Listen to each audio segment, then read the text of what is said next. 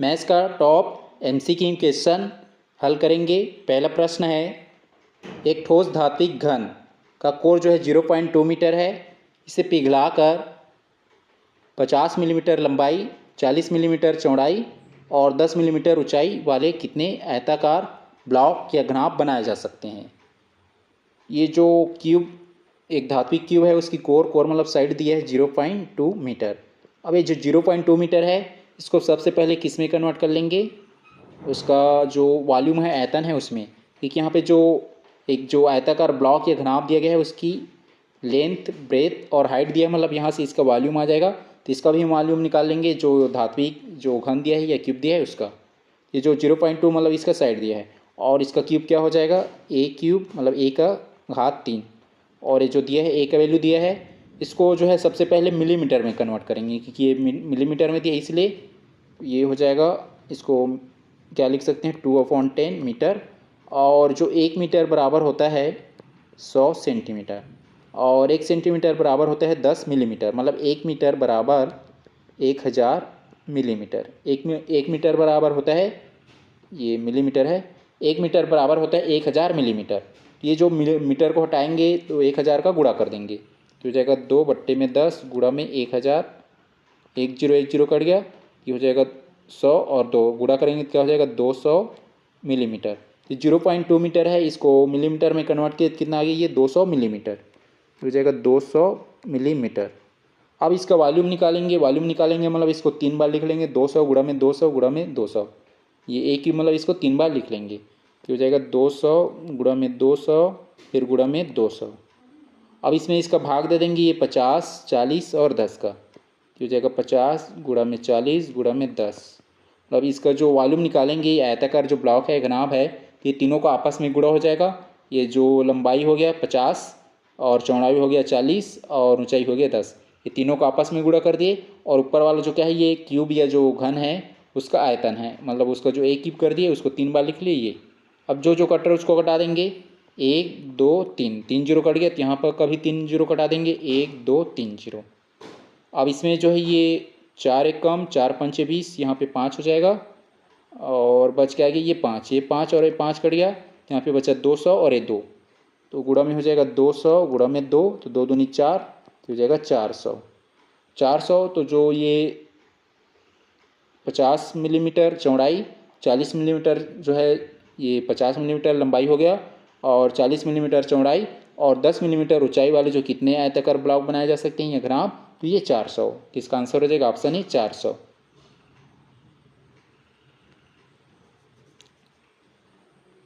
प्रश्न है, 3 अंकों की ऐसी कितनी शुद्ध अभाज्य संख्या है या प्राइम नंबर्स है जिनकी सभी अंक समान हों।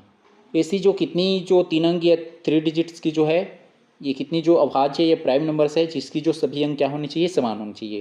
तो 1 से 9 तक जो भी संख्या आएगा तो 1 से 9 तक रहेगा। अब इसमें 1 से 9 तक ले लेते हैं, जैसे हो गया 1 1 1, तीनों अंक समान है। 2 लेंगे, 2 2 3, फिर जो है 3 वाला, 4 वाला, 5 वाला, 6 वाला, 7 वाला, 8 वाला, 9 वाला, ये हो जाएगा, तीनों अंक समान हैं। अब इसमें बोला जाए कि तीनों अंक जो समान है कितनी अभाज्य प्राइम नंबर, तो प्राइम नंबर क्या होता है, सेल्फ से डिवाइडेड होगा और 1 से डिवाइडेड होगा, उसके अलावा किसी से नहीं होगा। जैसे ट्रिपल 1 दिया है, तीनों को जोड़ेंगे, ये क्या हो जाएगा 3, मतलब ये जो 111 है 3 से भी डिवाइडेड है, ये तो क्या होनी चाहिए, अब सेल्फ से डिवाइडेड होना चाहिए 1, और जैसे 111 गया है तो 111 बस से, ये जो कथन, ये जो पहला ये 1 से जो नहीं आएगा, इसका 2 वाला, तो ये 2 से भी कट जाएगा, तो ये भी नहीं आएगा। केवल जो है 1 से कटनी चाहिए और सेम से कटनी चाहिए, उसके अलावा और किसी से भी नहीं। और किसी से कट रहे मतलब वो भाज्य संख्या है, ना कि प्राइम नंबर है। जो दूसरा भी गलत हो जाएगा, 3 वाला है, ये 3 से डिवाइडेड भी होगा तो ये 3 भी हट जाएगा। 4 वाला भी नहीं आएगा, 5 वाला भी नहीं आएगा, 6 वाला भी नहीं आएगा, 7 वाला भी नहीं आएगा, 8 वाला भी नहीं आएगा, 9 वाला भी नहीं आएगा, मतलब कोई भी नहीं है। इसमें क्या हो जाएगा, कितनी जो जिनके सभी अंक समान हो कितनी अभाज्य संख्या है, इसका आंसर हो जाएगा 0, मतलब कोई भी नहीं है, एक भी नहीं है, तो इसका आंसर हो जाएगा ऑप्शन सी।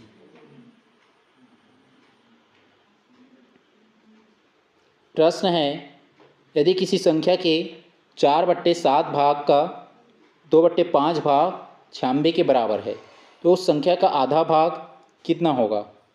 इस कंडीशंस में उस संख्या को मान लेंगे p, और इस पी का 4/7, तो ये हो जाएगा 4/7, और 4/7 का जो है 4/7 भाग का 2/5 भाग, तो इसी का हम 2/5 निकालेंगे, गुणा कर देंगे 2/5, और ये कितना है 96 के बराबर है, तो इक्वल में हो जाएगा 96।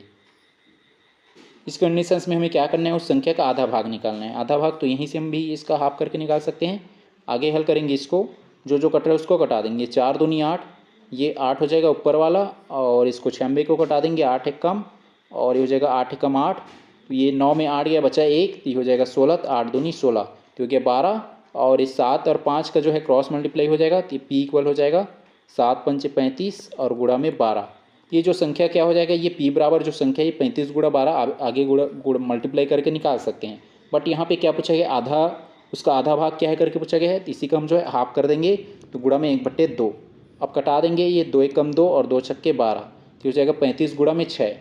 अब ये 35 और 6 का गुणा कर देंगे, ये हो जाएगा 6 पंचे 30 का 0 हासिल 3, और 6 × 18 और 3 कितना हो जाएगा 21, तो हो जाएगा 210।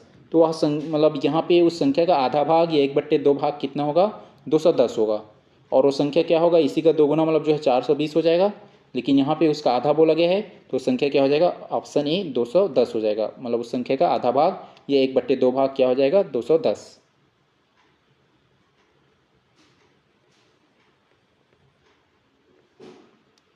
प्रश्न है व्यंजक 114 भागित, ये जो है वर्डमास के रूल से हल करना है इसको, वर्डमास के रूल से। इसमें जो है सबसे पहले वर्डमास के रूल्स में ब्रैकेट वाले को हल करते हैं, और ब्रैकेट में 3 ब्रैकेट होता है। एक जो है सबसे छोटा होता है स्मॉल, और उसके बाद जो है मीडियम और लार्ज। स्मॉल मीडियम लार्ज, तो सबसे पहले जो स्मॉल वाला है उसको हल करते हैं।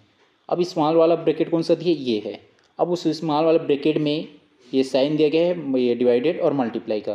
तो जो ये वर्डमास के रूल्स के अकॉर्डिंग ब्रैकेट वाला हो गया, तो सबसे पहले जो साइन है उसमें डिवीजन वाले को हल करते हैं, भाग वाले को, उसके बाद मल्टीप्लाई वाले को, उसके बाद एडिशन वाले, और लास्ट में फिर सब्ट्रैक्शन घटाने वाला को। तो सबसे पहले डिवाइडेड वाला को, उसके बाद जो है ये मल्टीप्लाई वाले को, उसके बाद एडिशन, और उसके बाद सब्ट्रैक्शंस जो घटाने वाला है उसको। इसमें सबसे पहले क्या दिख रहा है, ये डिवाइडेड, तो ये भाग वालों को हल कर लेंगे। ये दिया है ये 12 भागित 4 और गुणा में है 3, तो सबसे पहले ये वाला कट जाएगा, ये भाग वाला, तो 4 एकम 4 और 4 तिया 12, तो जाएगा 3, और ये गुणा में है 3, 3 तिया 9। तो ये जो छोटे छोटे ब्रैकेट को हल किए तो कितना आ गया, ये 3 तिया 9, ये 9 आ गया। अब ये जो है 20, ये जो अब इस जो स्मॉल ब्रैकेट हल कर लिया। अब मीडियम ब्रैकेट में क्या है, यहाँ पे 20 और -9 है, और कुछ नहीं है, तो घटा देंगे, तो 20 - 9 क्या हो जाएगा, 11 बचेगा। इस पूरे को हल किए, ये जो स्मॉल और मीडियम को कितना आ गया, 11 आया, ये 11 गुणा में 3। अब यहाँ पे ये 5 + 3 गुणा में 11 है, 5 + 3 गुणा में 11। अब इस कंडीशंस में ये डिवीजन नहीं है, मल्टीप्लाई है, तो मल्टीप्लाई वाला को हल करेंगे पहले, तो 11 तिया हो जाएगा 33, मल्टीप्लाई कर लिया, अब एडिशन कर लेंगे, तो यहाँ पे प्लस है, जोड़ देंगे, 33 और 5 कितना हो जाएगा, ये 33 और 5 38। तो इस पूरे ब्रैकेट को हल किए कितना आ गया, ये पूरे ब्रैकेट का जो प्रोडक्ट आया ये 38 आया है। अब इसमें जो है ये 114 भागित, यहाँ पे डिवाइडेड का साइन है, तो 38 हो जाएगा, भागित 38। अब इसको घटाएंगे, हो जाएगा 2 एक कम, और हो जाएगा 2 नियम, ये तो हो गया 19, और 2 पंचे 10, और ये हो जाएगा 1 2 सत्ते 14, ये हो जाएगा 57/19। अब ये 19 का यदि हम 3 बार पहाड़ा पढ़ेंगे, 19 तिया 19 के कितना होता है 57, 19 एकम 19, 19 तिया 57। 3 किस में दिया है, ये ऑप्शन बी में, तो इसका आंसर हो जाएगा ऑप्शन बी 3।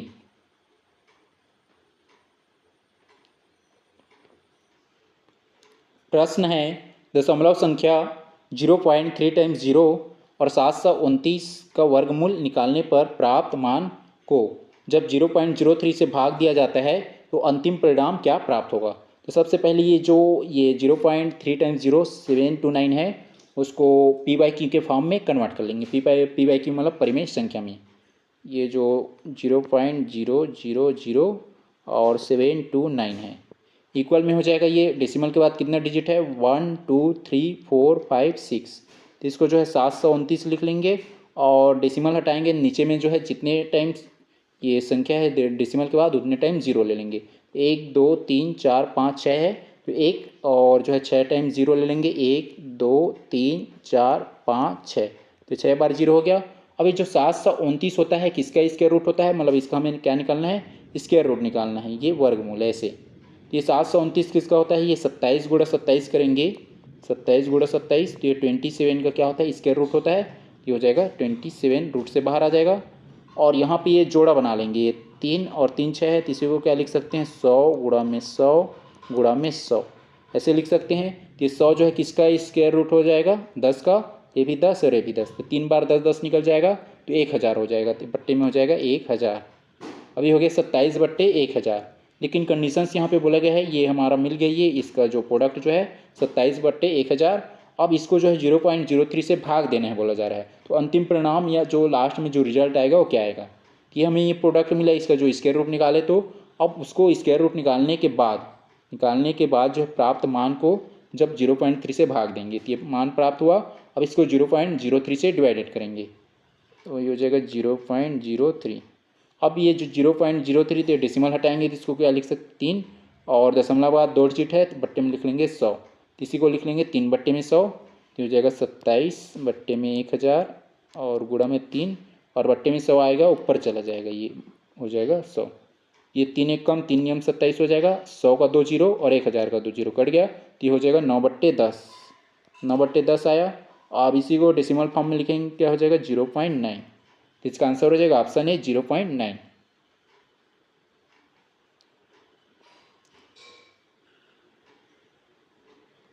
प्रश्न है, वह सबसे छोटी संख्या कौन सी है जिसे 12, 16, 18 और 21 से विभाजित करने पर, मतलब भाग देने पर प्रत्येक स्थिति में 7 शेषफल बचता है।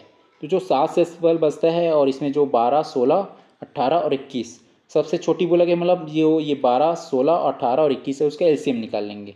सबसे पहले एलसीएम निकालेंगे, ये हो जाएगा 12, 16, 18 और 21, 2 से भाग करेंगे, तो ये 2 छक्के 12 हो जाएगा, 2 अट्ठे 16, 2 नियम 18 और 21 नहीं कटेगा, सेम नोट कर देंगे। फिर 2 से कटाएंगे, ये 2 तिया 6, 2 चौक 8 और 9 नहीं कटेगा, और 21 भी नहीं कटेगा।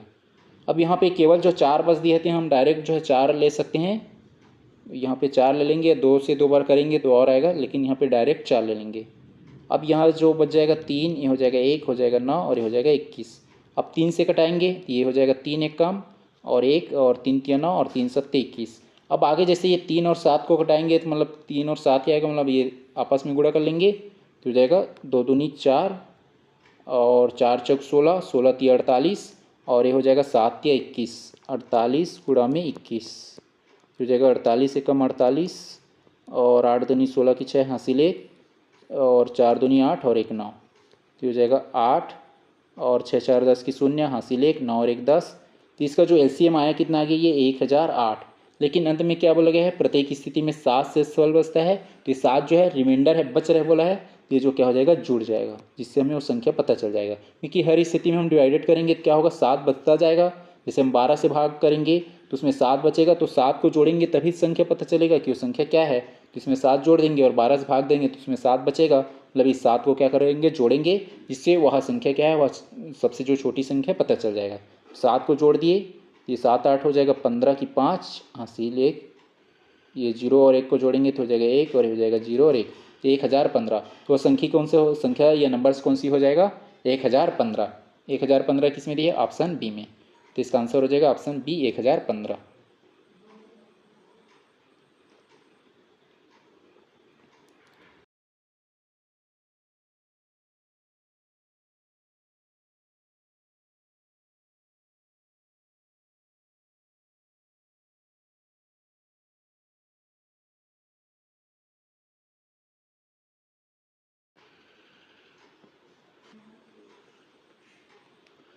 प्रश्न है, एक बल्लेबाज अपनी 17वीं पारी में 85 रन बनाता है और इस प्रकार उसका औसत जो है 3 रन बढ़ जाता है।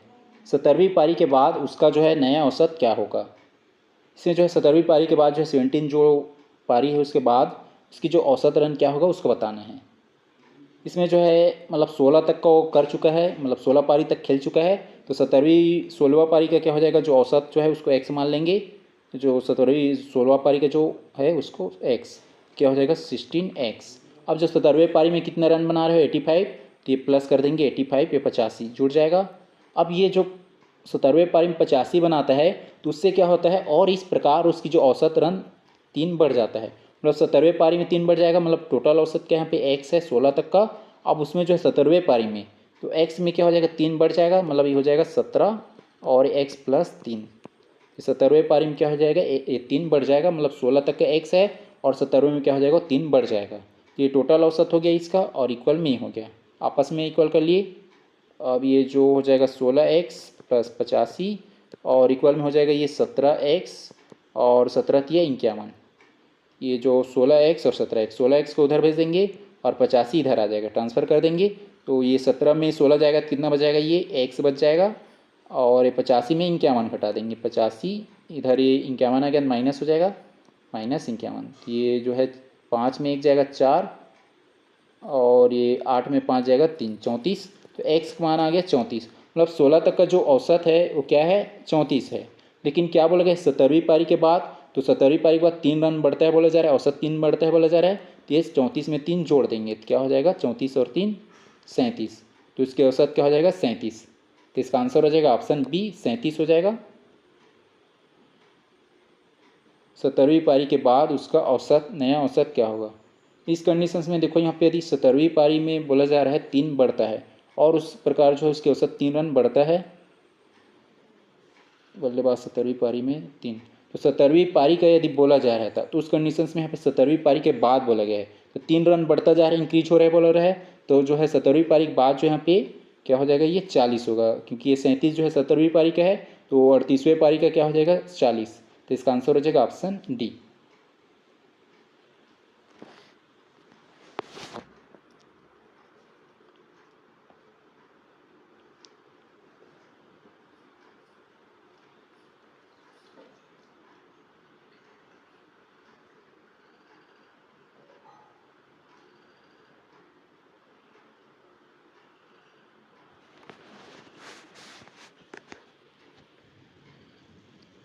वास्तव में इसका आंसर जो है ऑप्शन बी होगा 37, क्योंकि यहाँ पे ये जो 70वीं पारी में ही बताना है, 70वीं पारी में उसकी जो औसत क्या होगा उसको, मतलब 70वीं पारी में उसकी जो नया औसत क्या होगा 37। तो इसका आंसर होगा इसमें ऑप्शन बी।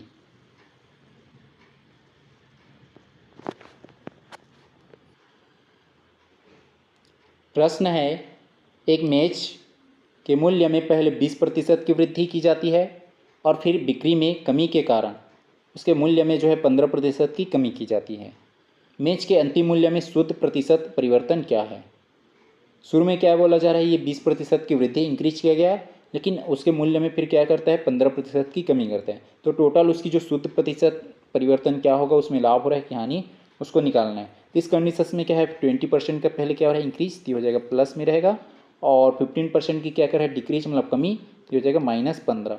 और फिर दोनों को आपस में गुणा करेंगे, एक प्लस में एक माइनस में, प्लस माइनस आपस में मल्टीप्लाई होंगे तो क्या हो जाएगा माइनस, तो हो जाएगा -20 × 15 और अपॉन में 100।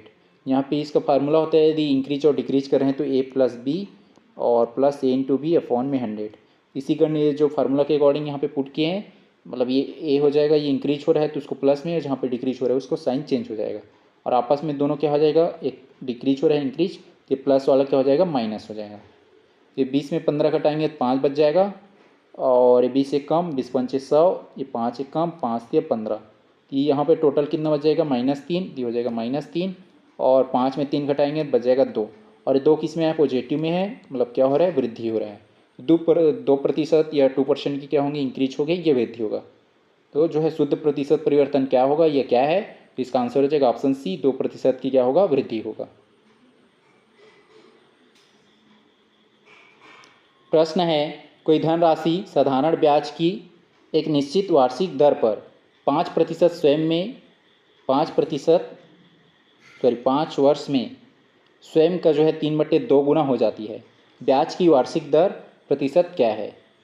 कोई भी जो धनराशि है जो साधारण ब्याज की दर से क्या हो जा रहा है, एक निश्चित वार्षिक दर पर, वार्षिक दर यहाँ पे हमें ब्याज की जो प्रतिशत है, रेट है, इंटरेस्ट है, उसको निकालना है। इंटरेस्ट की जो रेट है उसको स्वयं की जो है 3/2 गुना मान लेते हैं, जो इसको जो है 100 मान लेते हैं, 100 का 3/2, जो वास्तव में जो धनराशि कितना है 100 है, और उसका 3/2 क्या हो जाएगा, 2 एक कम और 2 हो 50 का, सॉरी 100 का आधा कितना हो जाएगा 50, और 50 से कितना हो जाएगा 150, उसकी जो है ये अमाउंट कितना हो जाएगा 100 रुपये है, और 5 वर्ष बाद जो है वो धन कितना हो जा रहा है 150 हो रहा है, मतलब उसको कितने का ब्याज मिल रहा है 50 रुपये का।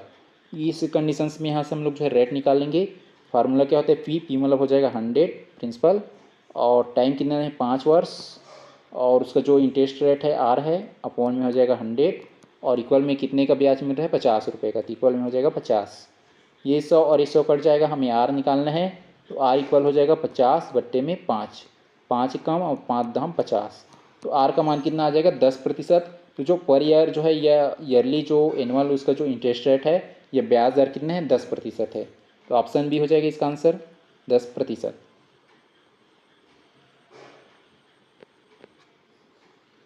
प्रश्न है, एक दुकानदार एक वस्तु को 15% के लाभ पर बेचता है।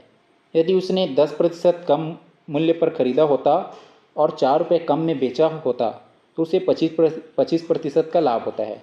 वस्तु का क्रय मूल्य ज्ञात कीजिए। क्रय मूल्य मतलब कॉस्ट प्राइस, तो उसको सपोज कर लेंगे कॉस्ट प्राइस कितने 100 यूनिट है। अब ये जो 100 यूनिट है ये कॉस्ट प्राइस है, अब इसमें जो है 15% का लाभ होता है। ये जो है 100 का, इसको 100 बस लिखेंगे तो हो जाएगा 100, और 100 का 15% कितना हो जाएगा 100। 100 का 15% 15 होगा, और उसका जो सेलिंग प्राइस कितना हो जाएगा, यदि 15% के लाभ पर बेचता है तो 115 रुपये। अब आगे कंडीशन बोला गया 10% कम में, पहले 100 में खरीदता था, अब जो है 90 में खरीदा है। 100 का 10% कम कितना हो जाएगा 90, तो ये 90 में खरीद रहे हैं, अब ये हो जाएगा 90। तो उस कंडीशन में उसको 25% का लाभ होता है। पहले 100 में खरीदता था तो उसको जो है ये 115 मतलब 15% का लाभ होता था, अब जो है 90 में खरीद रहे हैं तो उसको 25% का लाभ हो रहा है। 90 का 25 कितना हो जाएगा 90 गुणा में 25 बट्टे में 100, 25 से कम 25 चौक 100, और ये हो जाएगा 4 एक कम 4 दूनी 8, एक बच जाएगा, फिर 4 दूनी 8 और बच जाएगा 2, तो हो जाएगा 0.4 पंचे 20, तो हो जाएगा 22.5। 22.5 का वृद्धि हो रहा है, प्रॉफिट हो रहा है, ये हो जाएगा 90 प्लस 22 हो जाएगा 2, 22.5 है ये हो जाएगा 2 और 9 2 11, तो हो जाएगा 112.5। 112.5 पहले कितना का जो है बेच रहा था वो 115 में बेच रहा था, अब वो 112.5 में बेच रहा है। तो जो ये यहाँ पे जो दिया है 4 रुपये कम में बेचा, 4 रुपये कम, तो दोनों का डिफरेंस का ये 4 रुपये ही है। तो 115 में 112.5 को हटाएंगे, ये हो जाएगा 100, और ये 50 है, दशमलव के बाद 100, ये 50 है। 100 में 50 घटाएंगे बच जाएगा यहाँ पे 5, मतलब जो है 0.5 लिखेंगे, और ये हो जाएगा 4, 4 में 2 जाएगा बचेगा 2, और ये पूरा 11 में 11 चला जाएगा 0, ये 2.5। ये 2.5 किसके इक्वल है, ये 4 रुपये के बराबर है, इक्वल में हो जाएगा 4। अब हमें निकालना है यूनिट 1 का वैल्यू निकालेंगे। 2.5 यूनिट का वैल्यू 4 है, तो यूनिट 1 का वैल्यू क्या हो जाएगा 1 इक्वल हो जाएगा ये 4 बट्टे में 25 लिख लेंगे, और दशमलव में हटाएंगे तो क्या हो जाएगा 25 बट्टे 10, 10 ऊपर चला जाएगा तो हो जाएगा 40 बट्टे में 25। हमें यूनिट 100 का वैल्यू निकालना है, क्योंकि ये जो पूछा गया है वस्तु का क्रय मूल्य ज्ञात कीजिए। क्रय मूल्य मतलब ये जो 100 यूनिट है यही क्या है वस्तु का क्रय मूल्य है, तो ये ज्ञात करना है हमें। 100 का गुणा कर देंगे, 100 ये 25 से कम 25, 25 चौक 100, तो हो जाएगा 40 गुणा में 4, 4 चौक 16 और एक 0, तो उस वस्तु का जो है कॉस्ट प्राइस या क्रय मूल्य कितना हो जाएगा 160 रुपये। इसका आंसर हो जाएगा ऑप्शन सी 160 रुपये।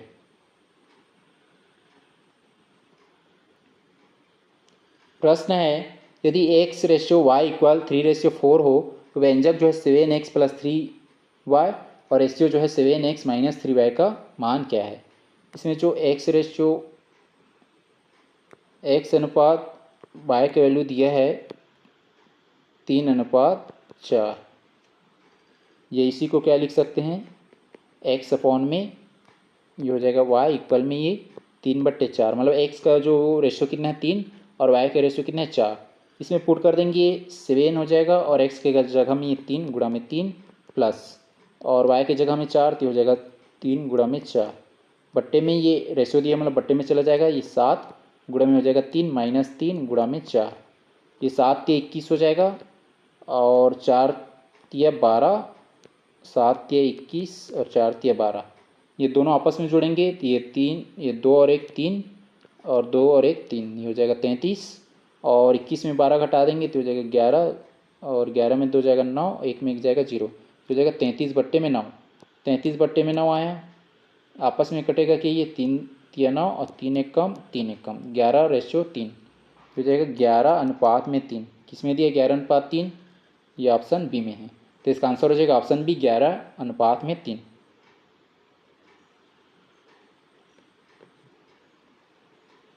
प्रश्न है, एक वर्गाकार मैदान का विकर्ण 20√2 मीटर है।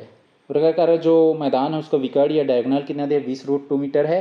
इस मैदान के चारों ओर 4 किलोमीटर प्रति घंटा की गति से चक्कर लगाने में एक व्यक्ति को कितना समय सेकेंड में लगेगा। ये जो मीटर में दिए गए है, तो ये जो स्पीड है उसको भी मीटर में कन्वर्ट कर लेंगे, मीटर पर सेकेंड में।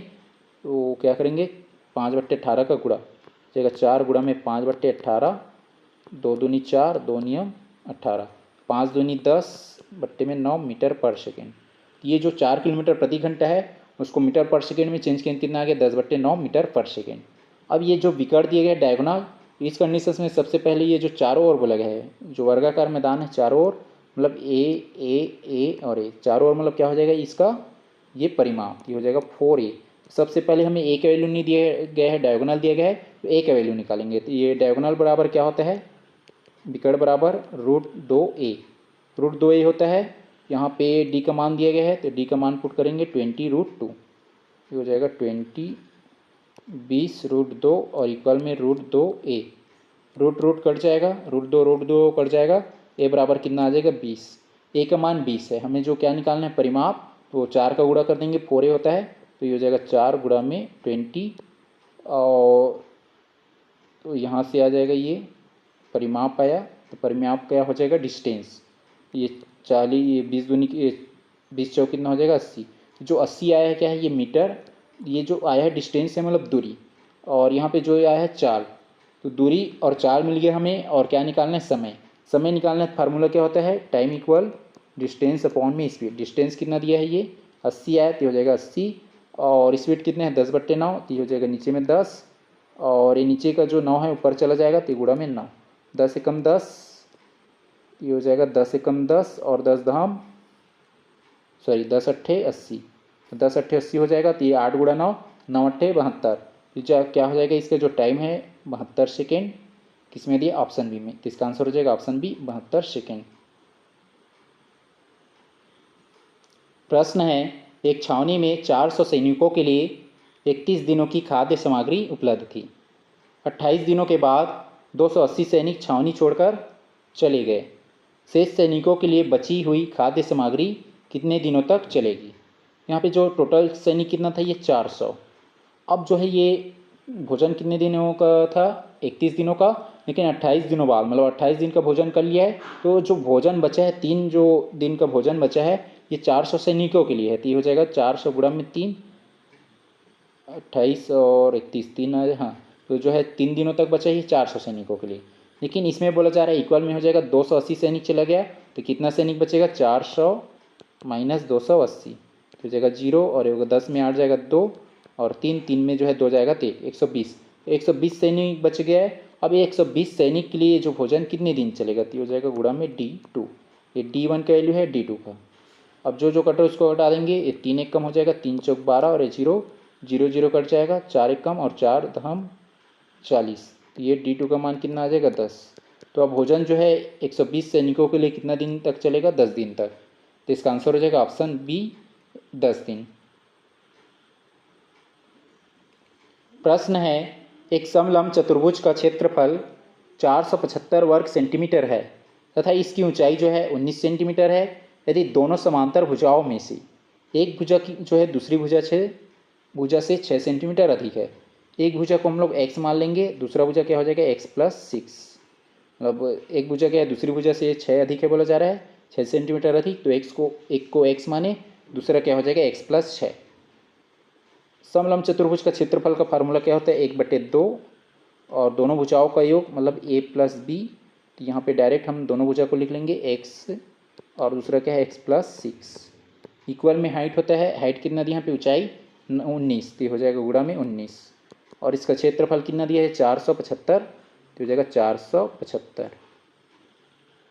अब ये जो x और x जुड़ जाएगा कितना हो जाएगा 2x, 2x+6, तो 2 को कॉमन निकाल लेंगे, कि हो जाएगा 2/2 और यहाँ पे 2x हुआ था तो 2 कॉमन निकाल लिए तो बच जाएगा x, और 2 कॉमन निकालेंगे तो यहाँ पे 3 बचेगा, 2 3 6 ये हो गया, 2 2 कट गया तो यहाँ पे x प्लस 3 बचा, और ये 19 को इधर भाग कर देंगे, इक्वल में हो जाएगा ये 475 भागित 19, 19 दिया कितना हो जाएगा, 19 दूनी 38, 2 बार में जाएगा 475, 19 दूनी 38, 2 बार में, ये जो हो जाएगा 17 में 8 जाएगा 9, और ये हो जाएगा 3, 3 में 3 जाएगा 0, ये हो जाएगा 5। अब कितने बार में जाएगा, 19 पंचे 95, 19 पंचे 95 तो हो जाएगा 25।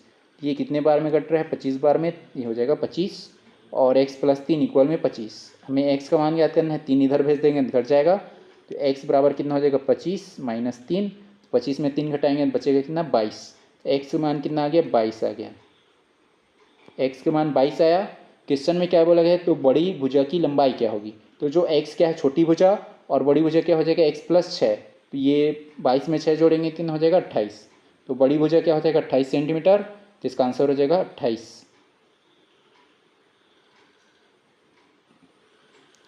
प्रश्न है, एक आयताकार जलाशय की लंबाई 6 मीटर और चौड़ाई 5 मीटर है, तो जो आयताकार जो जलाशय है उसकी जो क्षेत्रफल क्या हो जाएगा, इसको आपस में गुणा कर देंगे 6 और 5 का, ये हो जाएगा 6 पंचे 30, हो जाएगा 30 मीटर स्क्वायर, 30 मीटर स्क्वायर हो जाएगा। अब आगे बोला जा रहा है, इसमें एक नल से 120 जो है लीटर प्रति मिनट की दर से पानी भरा जाता है, पानी भरा जा रहा है, जलाशय में पानी के स्तर बढ़ने की दर प्रति घंटे में कितनी होगी, तो जो 120 मीटर जो है प्रति मिनट है, 120 ये लीटर है, 120 लीटर जो है ये प्रति मिनट है। अब इसको जो है किस में कन्वर्ट करेंगे, घंटे में, तो 1 घंटा कितना होता है 60 मिनट, तो 60 का गुणा कर देंगे, ये हो जाएगा 12 छक्के 72, तो हो जाएगा 720 लीटर प्रति आवर, लीटर प्रति आवर हो गया। अब जो ये लीटर है उसको मीटर में कन्वर्ट करेंगे, तो जो 1000 जो है लीटर बराबर होता है 1 मीटर क्यूब, तो जो 1000 जो लीटर बराबर होता है 1 मीटर क्यूब, तो 1000 लीटर को मीटर क्यूब में चेंज करेंगे तो 1000 का डिवाइडेड करेंगे, इसमें 1000 का भाग दे देंगे, 1000 का भाग 2 0 कट गया, और 72 में 10 का भाग देंगे 7.2 मीटर क्यूब, क्या आ जाएगा 7.2 मीटर क्यूब में है। अब यहाँ पे बोला जा रहा है जलाशय में पानी के स्तर की बढ़ने की दर प्रति घंटे कितनी होगी, तो दर पूछा गया है, दर मतलब मीटर फॉर्म में होना चाहिए, ये इसमें सेंटीमीटर फॉर्म में दिया, मीटर या सेंटीमीटर फॉर्म में, ये क्यूब में है और स्क्वायर में है, तो ये क्यूब वाला ऊपर हो जाएगा और स्क्वायर वाला नीचे, तो ये 30 का भाग दे देंगे इसमें, बट्टे में 30 मीटर क्यूब स्क्वायर है, और 1 मीटर का स्क्वायर, और इसमें का 2 घट जाएगा तो बचेगा m बस, मतलब यहाँ पे 3 है इसके बाद 2, तो जो कट जाएगा तो बचेगा m बस, और इसको कटाएंगे डेसिमल हटाएंगे नीचे में आ जाएगा, ये 1 0 बढ़ जाएगा तो हो गया 72, 72/300 हो गया, ये इसको लिख लेंगे 72/300, जो कट रहा है उसको हटा देंगे, 3 1 कम और 3 दूनी 6, बच जाएगा 1, 3 चौक 12, हो जाएगा 24 बट्टे में ये 100 है। अब ये जो डेसिमल हटाएंगे, मतलब इसको दशमलव फॉर्म में चेंज करेंगे तो क्या हो जाएगा 0.24 मीटर, 0.24 मीटर है। लेकिन यहाँ पे जो सेंटीमीटर में दिया है, सेंटीमीटर में कन्वर्ट करेंगे तो क्या करेंगे, 1 मीटर बराबर होता है 100 सेंटीमीटर, 100 का गुणा कर देंगे इसमें, तो ये 0.24 गुणा में 100 करेंगे तो हो जाएगा 24, तो इसका आंसर हो जाएगा ऑप्शन ए 24 सेंटीमीटर।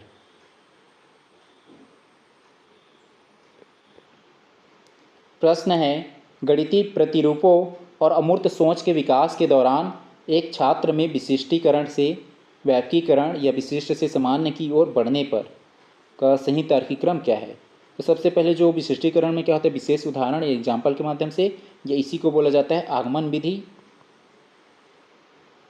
आगमन विधि।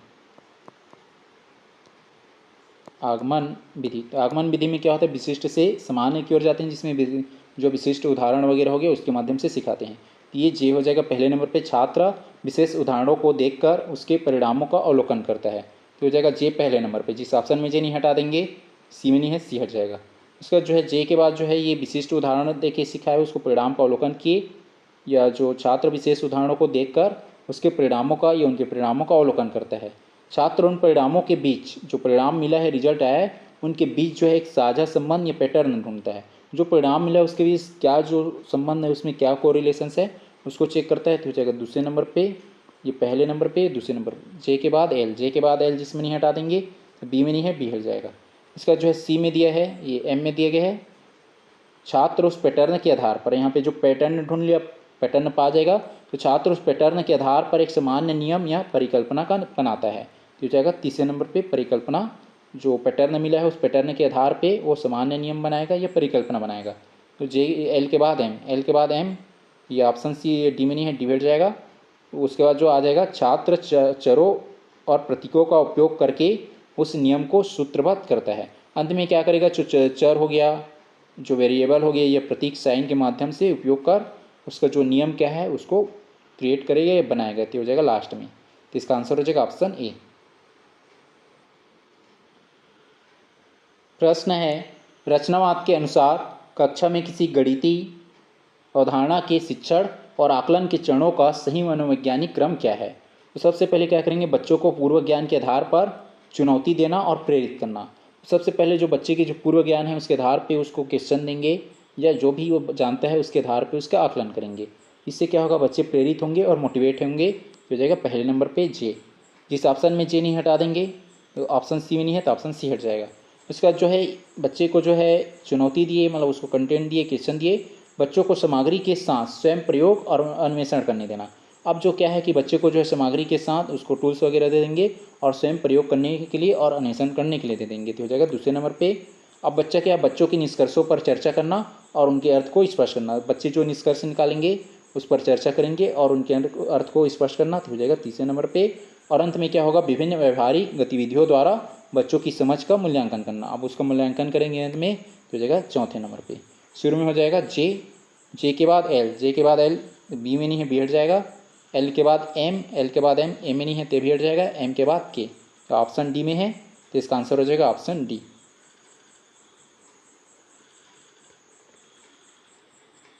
प्रश्न है, सही सम्मिलित कीजिए। सूची 1 में आकृति ज्ञ है और सूची 2 में उसकी वक्र पृष्ठीय क्षेत्रफल का सूत्र दिया है, कर्व सरफेस एरिया का फार्मूला है। ए में दिया है लंब वृत्तीय बेलन या सिलेंडर। तो जो बेलन का जो है कर्व सरफेस एरिया क्या होता है, 2πr/h। 2πr/h किस में दिया है, 3 में, तो ए का हो जाएगा 3। ए का 3 जिसमें नहीं हटा देंगे, ये सी में नहीं है और डी में नहीं है, सी और डी को हटा दिए। उसके बाद जो है बी में दिया है ठोस शंकु या कोण। तो जो शंकु का जो है कर्व सरफेस एरिया क्या होता है, πr/l। ये बी का हो जाएगा 4, बी का 4, ए बी दोनों में है, बी का 4, ए का 3 और बी का 4। इसके बाद जो है सी में दिया है ठोस गोला स्फेयर। तो स्फेयर या गोला का जो है कर्व सरफेस एरिया क्या होता है, 4πr²। 2 में दिया है तो सी का हो जाएगा 2, सी का 2। ये ऑप्शन ए में नहीं है तो हट जाएगा, तो इसका आंसर हो जाएगा ऑप्शन बी। और उसके बाद डी में दिया है अर्धगोला। तो अर्धगोला का जो है कर्व सरफेस एरिया क्या होता है, 2πr²। तो डी का हो जाएगा 1, तो इसका आंसर हो जाएगा ऑप्शन बी। प्रश्न है, सही सम्मिलित कीजिए। सूची 1 में आकृति ज्ञ है और सूची 2 में आयतन का सूत्र है। ए में है ठोस घनाभ, जो है घनाभ क्यूब, ये सॉरी क्यूबॉइड। तो इसका जो वॉल्यूम या आयतन का सूत्र क्या होता है, लंबाई, चौड़ाई और ऊंचाई। ये ए का हो जाएगा 3, ए का 3, ये सी में नहीं है, सी हट जाएगा, ए का हो जाएगा 3। उसके बाद बी में दिया है लंब वृत्तीय बेलन या सिलेंडर। तो सिलेंडर का जो वॉल्यूम का फार्मूला क्या होता है, πr²h। πr² किस में दिया है, 4 में, तो वी का हो जाएगा 4, वी का 4। तो ऑप्शन बी में नहीं है तो ऑप्शन बी हट जाएगा, ए और सी में बी का 4 है। इसका जो है सी में दिया है ठोस शंकु। तो कोण का जो आयतन का फार्मूला क्या होता है, इसी का 1/3 हो जाएगा, जो बेलन है उसी का 1/3 कहाँ पे दिया, 1/3 πr²h। ये सी का हो जाएगा 1, सी का 1। ये ऑप्शन डी में नहीं है, डी हट जाएगा, सी का 1। उसके बाद जो है डी में दिया है ठोस गोला। तो गोला का आयतन क्या होता है, 4/3 πr²। ये किस में है, 2 में, डी का हो जाएगा 2। तो इसका आंसर हो जाएगा ऑप्शन ए।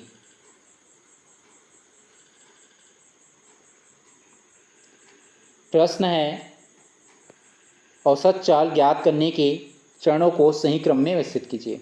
औसत चाल, जो औसत चाल का सूत्र क्या होता है, औसत चाल बराबर क्या होता है, कुल दूरी बट्टे में कुल समय। कुल दूरी बट्टे में कुल समय होता है टोटल डिस्टेंस अपॉन में टोटल टाइम।